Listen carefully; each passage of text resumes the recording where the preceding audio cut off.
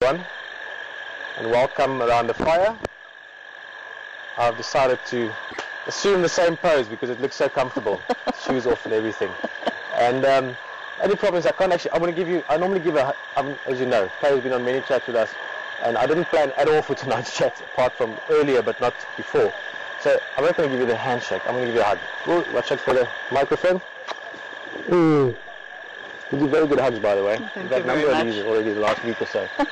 That all good? Yes, my sound's still good. These things are always mess us around. There we go. Okay. Okay. That's the formality of greeting. And yeah, as I said. Hi, Peter. I'm really happy to be here with you. And it's an absolute pleasure to have you here around the fire. We were planning to have tonight's chat at WildEarth Lodge in the lounge, which is a fantastic place, and we will still do chats there, but just with the Rangers race and everything going on, and Kay was out and drive with Charles until just before, and everything going on, we decided to rather have it here. And also, I sort of thought about it afterwards, Kay, it's, you know, you've seen so many chats and things around the fire, and if you just see a little bit more of how everything runs. I mean, just now we were all running around. Otherwise, I was going to get out of here with never having seen Final Control. No, we would have. Leishan actually mentioned that. She said, we must make sure that you see it here. We would have made a plan tomorrow morning. Oh, yeah, right. Well, we're leaving at 7:30. Leaving at 7:30 already? Yes. That's so this was perfect. So the fact that I have no lipstick, the wonderful necklace that I bought is home, the props are home, but I've taken photography lessons from Peter Pretorius. Before this trip, I probably haven't taken 3 rolls, back when there were rolls of film, 3 rolls of film in my whole life. But how many sunrises and sunsets have we watched Peter Pretorius photograph? So, here's the moonrise. Did you get it tonight?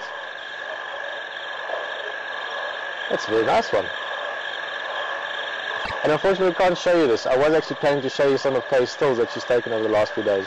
But that's quite nice. We were looking at the moon as well tonight. Yes, of course. And let me just be professional for a minute, and then we're going to just chat along. Normally I'd open the show properly and explain everything, and I'd have a bit of a plan for it. Tonight we've got a little insert or a little video that we're going to show you of the game drive that we joined Kay on. It was fantastic. It was an experience on all levels.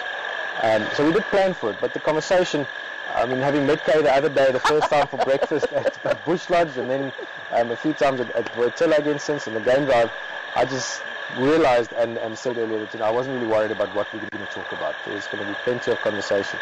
But I do just want to quickly introduce Herman, who you all know. He's behind the camera.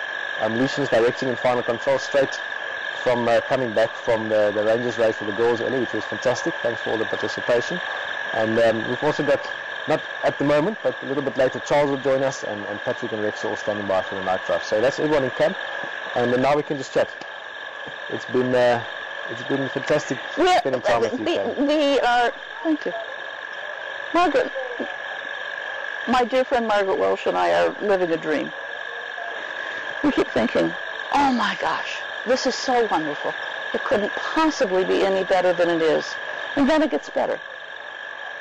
You had Mvula this morning. We did, but before. No, yes, I'm jumping the gun, yeah. No, it's okay. But before, I mean, the weather was most interesting today. It's been very warm for 2 days. Wednesday and Thursday, it was very warm. This morning, there was a lot of moisture in the air. It was, at least, even at some point, we could feel the mist on our face. Yeah, so it didn't make any difference. You know, you're just out there, and it's so beautiful. And we saw blackback jackal.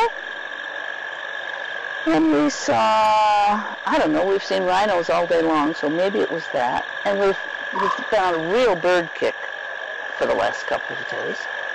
And we're at the southeast of Buffalo Dam. Charles said to tell you it was southeast of Buffalo Dam. Buffalo Pan. Buffalo Pan. Okay, I know exactly. It's one of my favorite pans, actually. Okay. It's more Bush Lodge side. Yes. Yeah. Okay. So we're just driving down the road, and we go into a dip, and we come up, and Charles stops, and he backs up, and right there, coming at me, is he's, you know, yeah. He's coming right at me, this huge male lion. It's the first leopard, the first male that we've seen. Okay, so you've only seen females up to now. With all, I mean, you've seen a fair amount of leopard already. Right, and right behind Mvula is the Ripapi female from Mala Mala. And she's hot on his tail, if I may use that phrase. I think he was kind of worn out. What a tail he's got. He was kind of worn out for the moment, but boy, she was really... Is it a growl? It's a mating... Sort of that low, like... Yeah, I don't know actually what the name for that. We were discussing purring the other day. It's not a purr, but it's not a purr. It's a purr. It sounds like... It's different. I mean, we heard it with Karula that time when she was around. Oh, yes. When she kept taking the laundry off the line and all that kind of stuff. Okay, so there's a lot of things that... And a lot of things we are going to talk about, but firstly it's nice to know that many of our friends, it's nice to be able to say that actually, many of our friends and your friends are watching, so also some of your family are joining us around the fire, so very welcome to Mary Jo and Kevin and whoever else might be joining. Those are the ones that said earlier they're going to be joining us. This is your first trip out to Africa? Before WildEarth, I just didn't really have a whole lot of desire to go to Africa. Al, my husband, worked for Michigan as a professor at Michigan State University in East Lansing, Michigan for 47 years. He's been in Mali a couple of times. He's been in Namibia, your home state, country. He's been in Zimbabwe. He's been in Pretoria in South Africa. You know, it's a long way away. It's the other side of the world. Yeah, it is. Just about. Until WildEarth. And as my family and my friends know, I develop obsessions about various and sundry things. And when I found, basically starting with African, thanks to a daughter-in-law of mine who pointed me in that direction in December of 2006, and it's been pretty much non-stop since then. So yes, to answer your question. You have been on the drive since the early drives, because December 2006 actually we were busy planting poles and stuff. Right? Yes, but then for a while we at Africam could discuss what was going on at WildEarth when WildEarth first went live. But it was when there were 80 slots. Yeah, and it was a bit of a... It was not worth my time to sit there. I mean, I know a whole lot of my friends did that, but I did not do that. But as soon as you went to the 1,000 or whatever as soon as it was easier which was like maybe, I don't know, I want to say it's like February or March of 2008, something like that. Yeah, I must say, as we discussed the other day, it's one of the things Kay can back me up on this now in future. Like you all know, but you know, you're out here for a few days only, and Monday, Tuesday, Wednesday, Saturday becomes sort of the same thing. So never mind what year it was, I can't remember the month or the day. I think I could safely say that it's been a year and a half. Yeah. And in the part of the world where we live, we're right now, when we're on daylight savings time, we're 6 hours behind you. So afternoon drive that starts here at 3 o'clock in the afternoon starts at 9 o'clock in the morning at my house. So I get up, breakfast time. I have breakfast, I go in, I turn on the computer, I go into WildEarth, and at noon I get up. Yeah. it isn't always that way, but but when you can. I've watched a jillion hours. Yeah.